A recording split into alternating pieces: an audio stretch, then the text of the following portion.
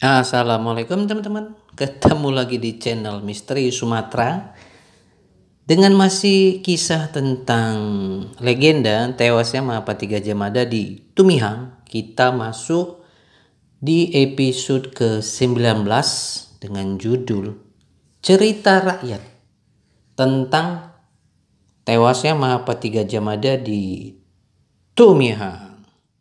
Oke ya, teman-teman, ini diambil dari kisah rakyat, kisah-kisah yang beredar selama ini. Oke, jangan bilang ini dongeng ya teman-teman. Ini hanya kisah rakyat. Di tempat lain banyak kisah rakyat, dongeng dipercaya kan.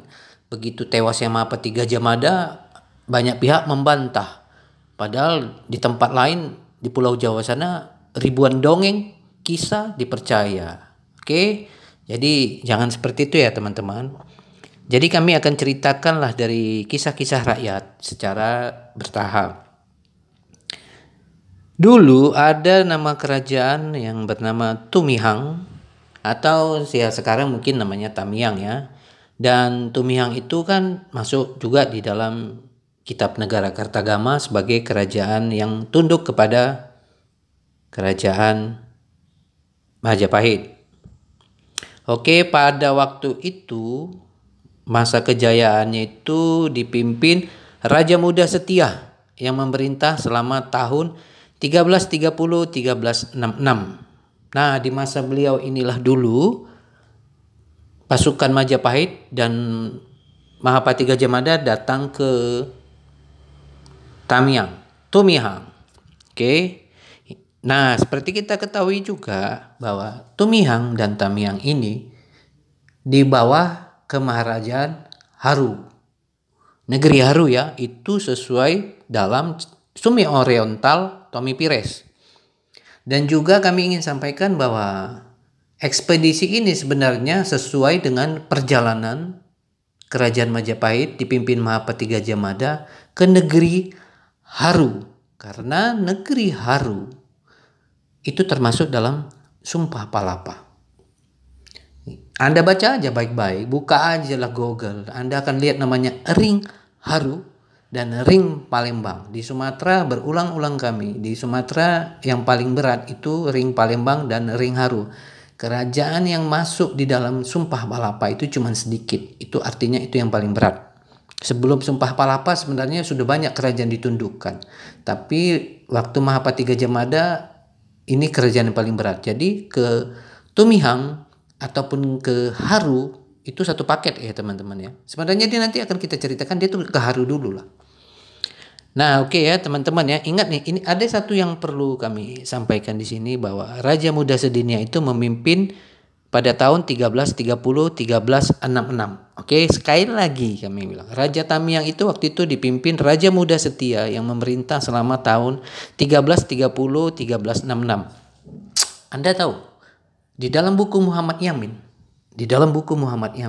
ya, yang dengan Gajah Mada, itulah buku yang paling tua lah mungkin tentang Gajah Mada ya, sesudah Indonesia merdeka. Itu ditulis bahwa Mahapati Gajah Mada itu tewas pada tahun 1365. Oke, 1365. Oke, sekali lagi kami ulangkan, waktu kerajaan Tamiang itu dipimpin Raja Muda Setia, memerintah tahun 1330 dan 1366, kesanalah dulu Majapahit dipimpin Gajah Mada datang ke Haru dan Tumihang. Tahunnya 1330-1366. Sementara tewasnya Mahapati Gajah Mada pada tahun 1365. Sebenarnya dari tanggal kejadian dia memang tewas di Tumihang. Oke. Kalau melihatnya nanti kita akan sandingkan dengan buku Muhammad Yamin. Karena dalam buku Muhammad Yamin itu terucap dalam Muhammad Yamin itu badannya tidak tahu entah di mana terbenam. Itu sebuah kisah yang sebenarnya ya udah kami bilang dari awal. Memang Gajah Mada itu tewas di Tumihang. Dari segi tanggal aja sebenarnya enak teman. Sekali lagi nih yang kami ulang-ulang. Raja Muda Setia yang memerintah di Tumihang itu pada tahun 1330-1366 masih di dalam catatan Kitab Negara Kartagama maupun kitab di Tumihang ataupun kitab buku Muhammad Yamin lah. Gajah Mada meninggal pada 1365 atau 1366. Dari segi tanggal dan tahun sebenarnya dia tidak jauh dengan tragedi dia di Tumihang. Ingat itu ya teman-teman ya. Di dalam sejarah nggak ada yang cerita kebetulan. Ingat itu baik-baik teman-teman. Di dalam sejarah tidak ada istilah namanya kebetulan. Apalagi dalam mitologi Hindu dan Buddha. Itu tidak ada yang kebetulan. Oke? Anda ingat itu aja baik-baik ya. Gajah Mada meninggal di tahun 1365. Mau di kitab Kertagama maupun dia Muhammad Yamin itu sama. Sementara dia datang ke Tumihang itu di tahun 1336. Dari tahun tidak akan jauh beda tragedi itu teman-teman. Oke? Percayalah teman-teman. Di dalam sebuah catatan sejarah di dunia manapun, sejarah manapun, gak ada kejadian kebetulan. Oke? Gak ada. Kita lanjut. Nah, apa yang menyebab dia datang ke Tumihang itu? Sebenarnya nanti ke Haru. Oke, kita baca dulu cerita legenda ini. Nah, waktu itu adalah putri seorang yang cantik di negeri Tumihang. Nah, dalam kisah ini bahwa Mahapati Gajabana terpesona dengan kecantikan Putri Rindu Bulan. Yang dalam catatan ini juga dia ingin membawa Putri Rindu Bulan itu untuk dijadikan hadiah bagi sang raja Prabu Hayamuru. Ini pas. Oke, waktu dia ke sini tahunnya sama, memang di bawah pimpinan Kerajaan Majapahit itu di Prabu Hayamuru. Sebenarnya cerita dongeng, cerita legenda yang ada di cerita rakyat ini itu sebenarnya sudah pas dari segi sejarah dan catatan. Sejarah tanggal, tahun kan udah kami bilang, tanggal dan tahun dan pemimpin Gajah Madanya itu siapa raja di Majapahit waktu itu, yaitu Hayamuru. Itu sudah pas teman-teman. Jadi sebenarnya legenda tewasnya Gajah Mada ini bukan sebuah omong kosong, memang fakta. Cuman kawan-kawan di sana yang masih kejang-kejang ya, kita buat lagi dia kejang-kejang dengan kisah yang akan kami buka ini semua. Kalau kita orang Sumatera Utara nih sama Aceh nih, kalau tengok dia kejang-kejang, seru kali bikin dia kejang-kejang. Gak percaya dia kita buktikan. Oke, lanjut. Oke teman-teman, jadi memang di dalam kisah ini perlu kami sampaikan juga bahwa suatu kerajaan itu biasa tunduk kalau putrinya, permaisurinya dibawa ke Majapahit dan nikah. Nah kalau nanti nggak mau perang, cuma gini teman-teman, ada dua opsi. Putrimu kami bawa ke Hayamuru, nikah dia. Berarti itu nggak ada perang teman-teman, damai. Oke, cantik tapi dia tunduk. Itu cara mendundukkan zaman dulu, kawin.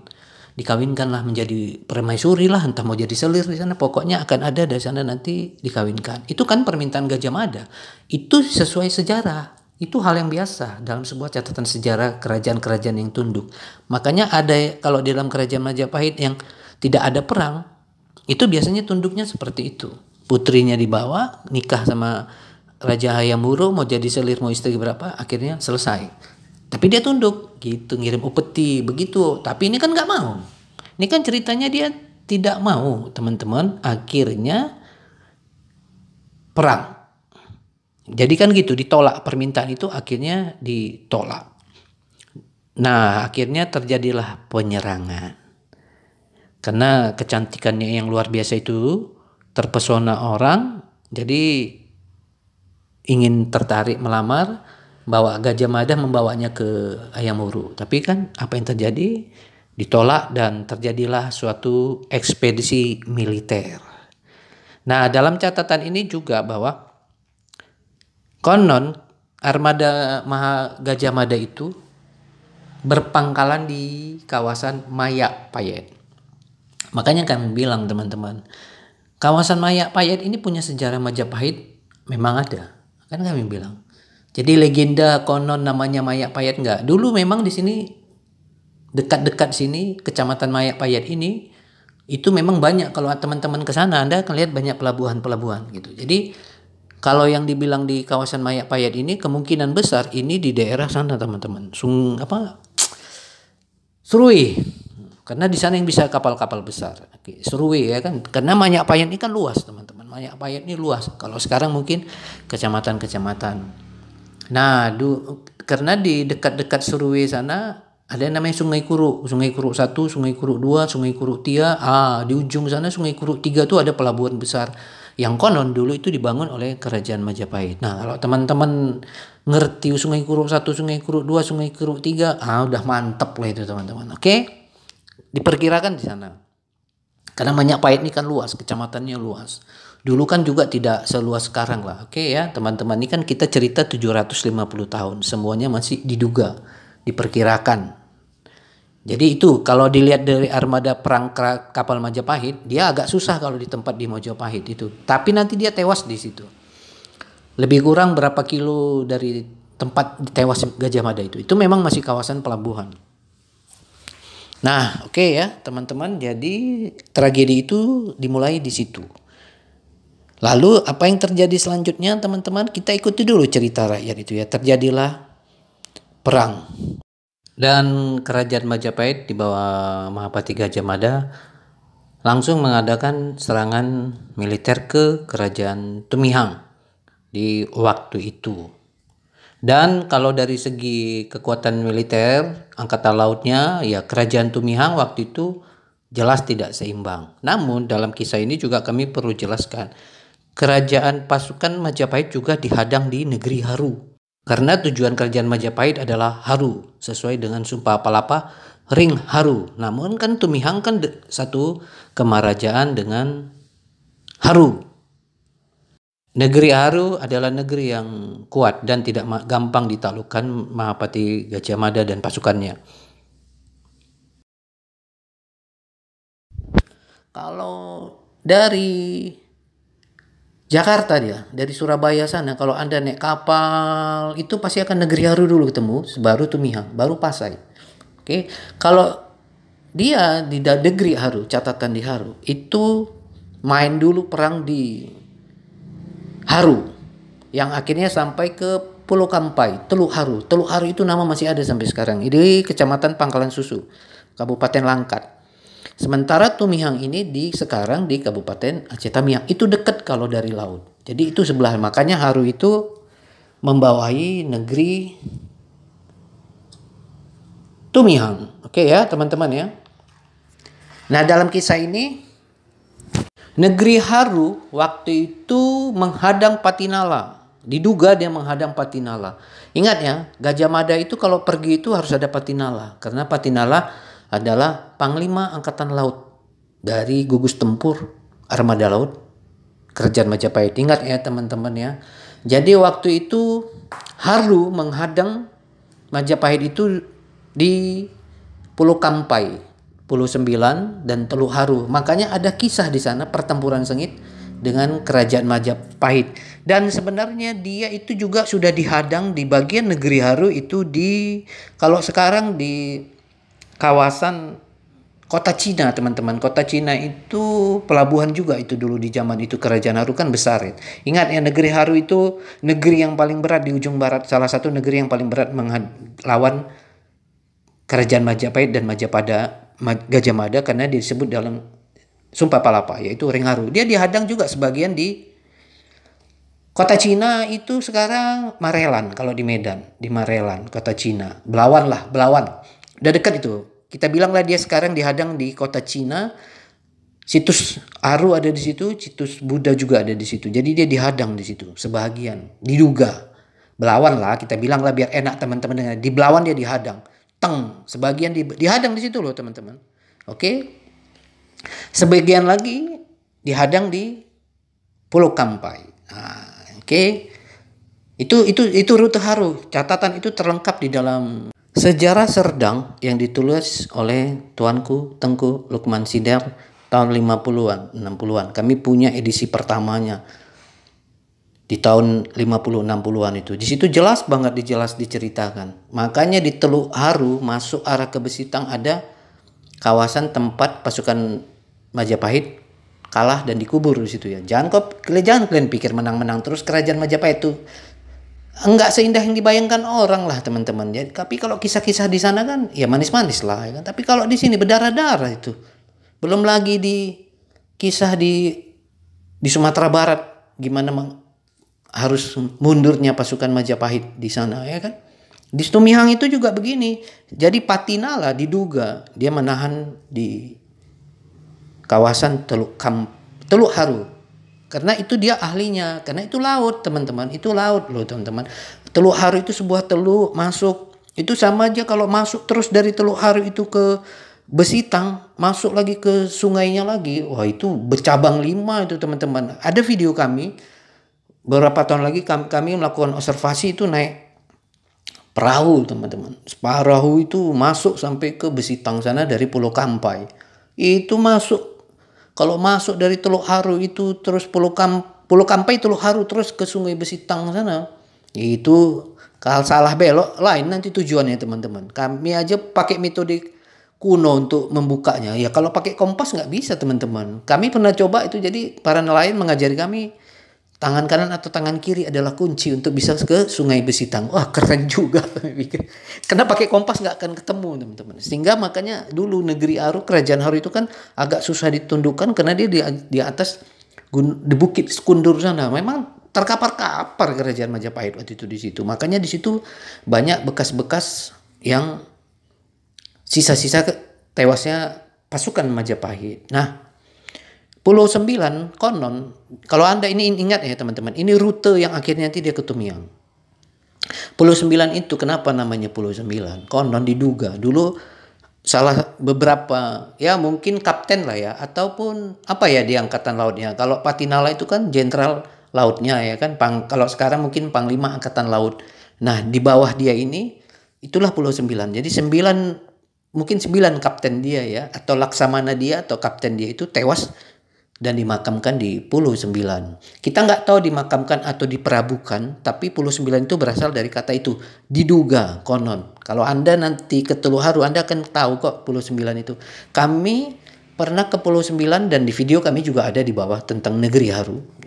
Scroll aja lah ke bawah, itu ada sebuah situs peninggalan, tapi itu sudah berbenturan dengan Kesultanan Aceh Darussalam dan itu sudah diobservasi oleh Balai Arkeologi Sumatera Utara. Intinya teman-teman, Pulau Kampai, Teluk Haru itu sejarahnya kuat, nggak bisa dibantah, itu arkeologi paling lengkap. Mulai karena Pulau Kampai itu tercatat di dalam transkrip Tiongkok abad ke-6. Nah, jadi Sriwijaya, Singosari 500 tahun baru. Singosari pernah singgah ke Pulau Kampai, pernah. Oke, jadi ingat ya teman-teman ya, banyak sebenarnya. Oke, akhirnya dihadanglah dia di situ, karena di situ terjadi pertempuran. Jadi pertempuran di Teluk Haru Pulau Kampai itu bersamaan dengan pertempuran di Tumihang. Nah, konon Gajah Mada mengarahkan ke Tumihang, Oke ya teman-teman ya, ingat itu ring Haru, Jadi waktu itu ring Haru. Jadi Gajah Mada itulah armadanya berpangkalan di Mayakpayet. Jadi Gajah Mada itu mengambil Rindung Bulan. Sebagian armadanya ke Samudra Pasai. Samudra Pasai ini serangan pertama itu melewati hari loh. Jadi ingat teman-teman ya. Dulu ada catatan bahwa kalau Anda ke Samudra Pasai, Anda akan tahu bahwa kami sering ke sana teman-teman. Ziarah ke makam Malikus Saleh ya kan. Jadi kalau Anda ingin mempelajari tewas Mahapati Gajah Mada ini, Anda harus wajib ke sana. Nanti kami akan kisahkan kenapa kami harus ke makam Malikus Saleh di Lok Sukun. Oke, kami ada videonya juga. Nanti kami ceritakan ya. Tapi waktu itu kami ada ke sana juga untuk mencari kisah itu. Samudra Pasai itu 2 kali diserang teman-teman ya. Nah, serangan kedua itu berbenturan nanti dengan Tumihang. Itu jadi Gajah Mada. Kita balik ya ke Gajah Mada tadi terus ke Mayakpayet. Gajah Mada merapat ke Tumihang. Jadi dibagi itu teman-teman. Jadi Patih Nala di Pulau Kampai, Teluk Haru, karena itu spesialisasi dia. Ingat ya, Patih Nala itu adalah Panglima Angkatan Laut dan Teluk Haru itu memang spesialisasi dia. Kemampuan dia untuk menjalur laut, sungai dan laut. Itu kejagoannya. Makanya Patih Nala di situ. Kisah Patih Nala itu di situ. Konon next time sesudah tunduk Haru akhirnya bisa ditundukkan. Itu pernah jadi Teluk Haru pernah menjadi, konon masih diduga menjadi pangkalan armada laut Gajah Mada Majapahit. Tapi tidak lama karena akhirnya terjadi perang Parekrek, lepas. Diduga itu pernah jadi armada ke-7 kalau nggak salah kami di bagian barat. Oke. Bagian barat ya. Tapi tidak lama karena terjadi perang Parekrek, tarik balik kapal gitu. Itu menurut sejarah yang kita pelajari di situ. Oke. Teman-teman, Nah, Gajah Mada main di Tumihang. Ingat ya, setiap Gajah Mada pergi, Patinala harus ikut. Kalau nggak kuat dia. Ingat itu, Patinala. Tapi sebenarnya ada satu lagi kawan Gajah Mada, tapi dia nggak ikut. Itulah nanti yang kami ceritakan. Akibat tak ikut, sahabat ini tewas di Tumihang. Karena ilmu kesaktian dia itu nggak sempurna kalau nggak ada kawannya. Orang ini sebenarnya 3 serangkai.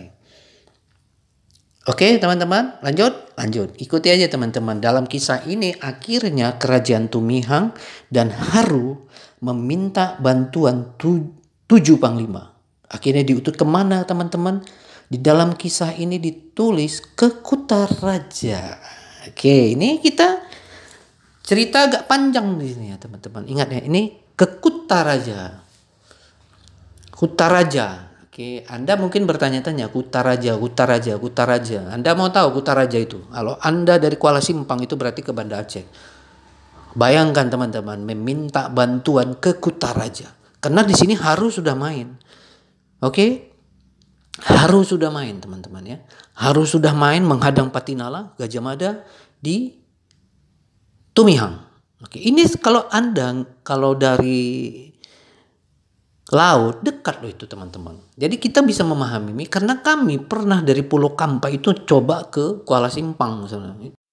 Iya, dari Kuala Simpang teman-teman ya, nanti kalau kami ceritakan nanti Sungai Kuala Simpang Anda kurang paham ya. Nanti ujung-ujungnya nanti kami tembusnya di Kuala Simpang sana lah teman-teman. Oke ya teman-teman, itu sebenarnya tidak jauh lah. Di zaman sekarang 4 jam ya, mungkin zaman dulu 1 hari lah ya. Karena dia akan ngikut arus langit dan dayung-mendayung. Nah, sampailah di sini. Dalam pertempuran, Tumihang tidak sanggup. Itu diceritakan teman-teman, minta bantuan ke Kutaraja. Kutaraja setelah mempertimbangkan banyak hal, akhirnya dia mengirim beberapa panglima. 7 panglima. Diduga 7 itu sebagian dari Samudra Pasai. Ingat ya teman-teman ya. Diduga dari 7 panglima itu adalah sebagian dari Samudra Pasai. Karena ini minta bantuan juga kan, karena memang berat lawannya, oke? Dan pertempuran itu teman-teman jangan Anda pikir datang pasukan Gajah Mada langsung bertantem langsung, itu kan cerita di film-film teman-teman. Enggak juga teman-teman.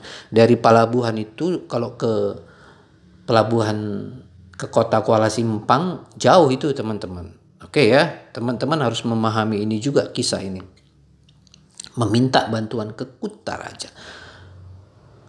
Anda tahu nggak Kutaraja itu siapa? Anda bertanya-tanya. Banyak pihak kan nggak tahu Kutaraja itu. Ingat ya, di zaman itu belum ada. Kawasan ini belum bernama Kesultanan Aceh Darussalam ya. Belum teman-teman. Diduga Kutaraja itu di tahun kedatangan armada perang itu Lamuri yang sudah Islam. Oke ya, ingat ya, diduga itu adalah Lamuri yang sudah Islam. Banyak versi, tapi yang sudah pasti itu Lamuri yang sudah Islam. Oke, itu Kutaraja itu di kawasan Aceh Besar sekarang. Oke, jadi dulu banyak kerajaan teman-teman. Oke, dari Aceh Besar itu ada kerajaan, ada Samudra Pasai. Kalau Anda mengerti perjalanan dari Samudra Pasai ke Aceh, kalau Anda pernah ke Banda Aceh, itu dari Lok Semawe ke Banda Aceh itu ada Pidi, ada Aceh Sigli, itu dulu kerajaan-kerajaan semua teman-teman. Itu kerajaan dari Aceh Besar, Banda Aceh sekarang itu kerajaan sendiri. Oke, akhirnya nanti ke Samudra Pasai itu ada beberapa kota lah, ada Sigli, Idi, langsung Banda Aceh kali ya. Nah nanti itu ada beberapa kerajaan, itu dulu kerajaan semua itu, kota-kota yang kita lewati itu dulu kerajaan masing-masing lah. Nah orang minta bantuan ke Aceh Besar.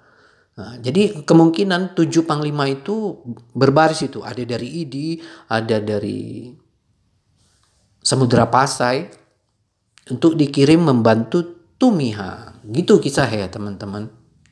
Ingat ini tahun 1300 belum ada yang namanya Kesultanan Aceh Darussalam. Jadi itu masih Lamuri yang Islam, masih simpang siur, tapi itu diduga itu Lamuri yang sudah Islam. Ingat, itu Lamuri adalah kerajaan Hindu, Buddha di sana. Ya, oke ya teman-teman, Singosari sebenarnya pernah ke Lamuri.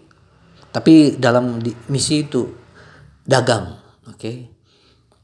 Itu yang bisa kita ceritakan teman-teman. Akhirnya terjadilah dikirimlah pasukan itu teman-teman, Panglima, 7 panglima. 7 panglima itu mungkin seperti itu ya, dari Kutaraja 1, mungkin Sigili 1, Idi 1, Samudra Pasai 1.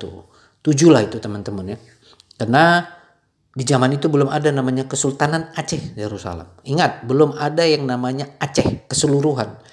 Oke, belum ada teman-teman ya. Itu masih Samudra Pasai sendiri, baru Lamuri sendiri, Lamuri yang sudah diislamkan ya kan. Idi, Sigli itu kerajaan semua.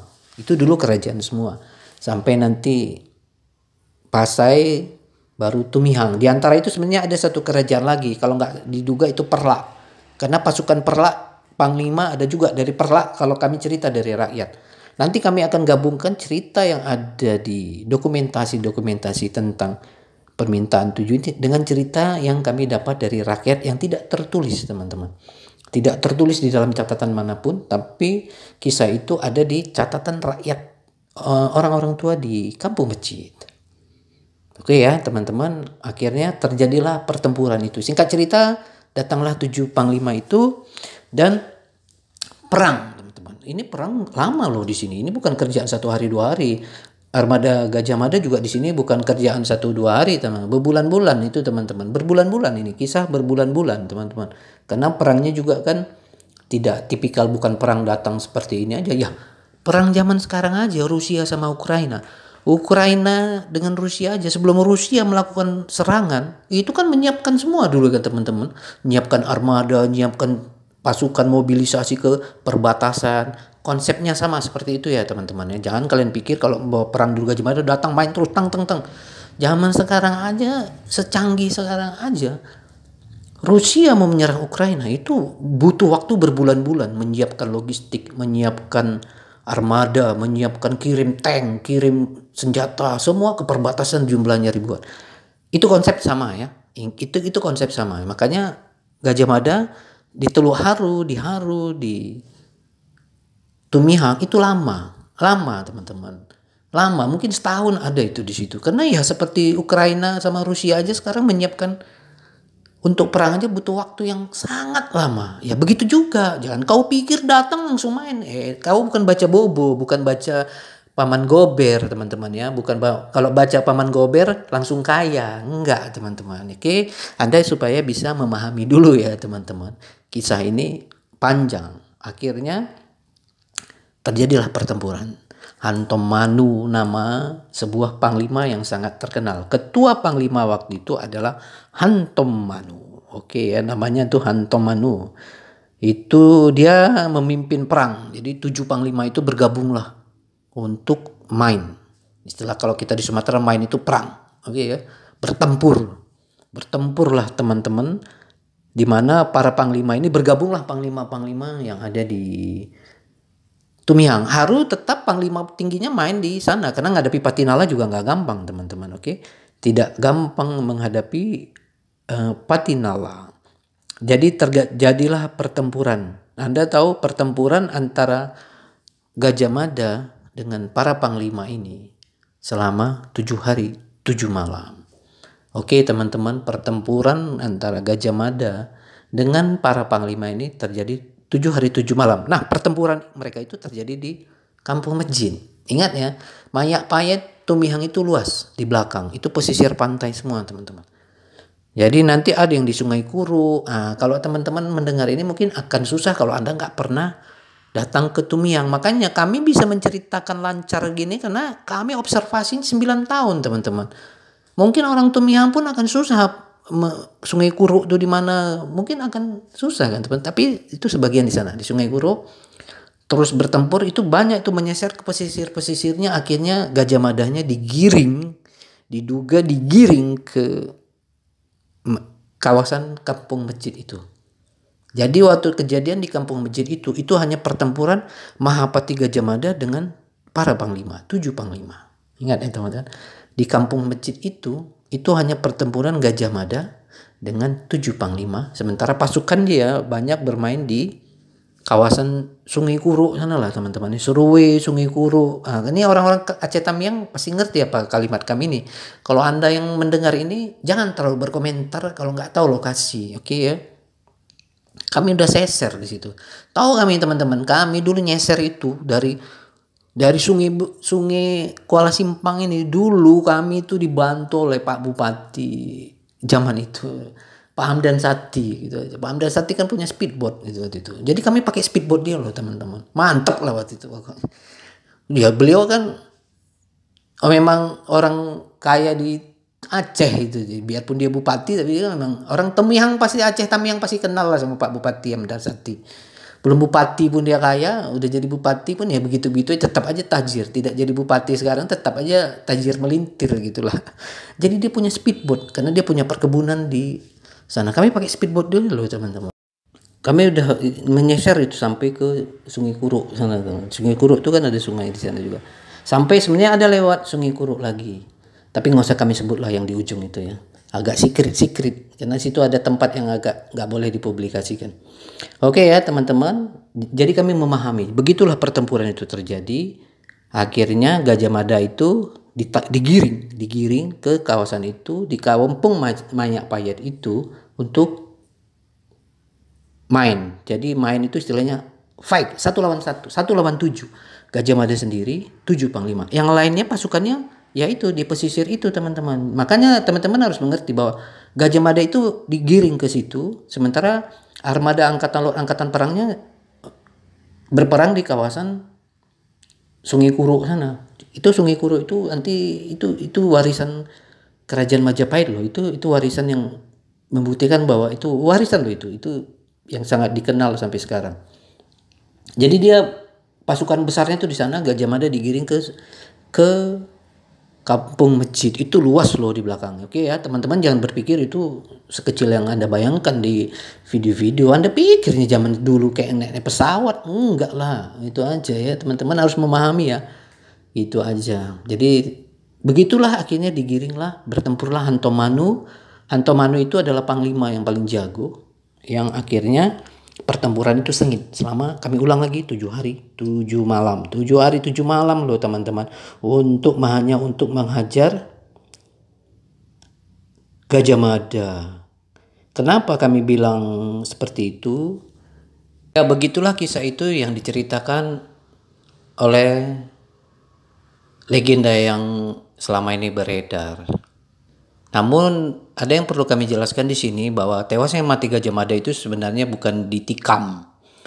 Karena dalam kisah itu ditikam katanya dan tewas. Aduh, nggak semudah itu juga mengalahkan Pati Gajah Mada kalau hanya soal tikam menikam. Oke, karena Gajah Mada itu tahan tikam, tahan tombak, segalanya tahan dia. Oke, teman-teman. Nah, ada juga cerita beredar bahwa Mahapati Gajah Mada yang tewas di Manyak Payet itu kepalanya dipenggal oleh 7 panglima itu. Nah, itu kisah yang beredar. Oke, teman-teman mungkin sampai di sini aja ya. Untuk episode ini kita akan lanjutkan bagaimana tragedi akhirnya Mahapati Gajah Mada tewas dengan kepala dipenggal itu, prosesnya gimana, apa yang terjadi. Oke ya teman-teman, kita lanjut di episode berikut. Jangan lupa like, komen, dan subscribe.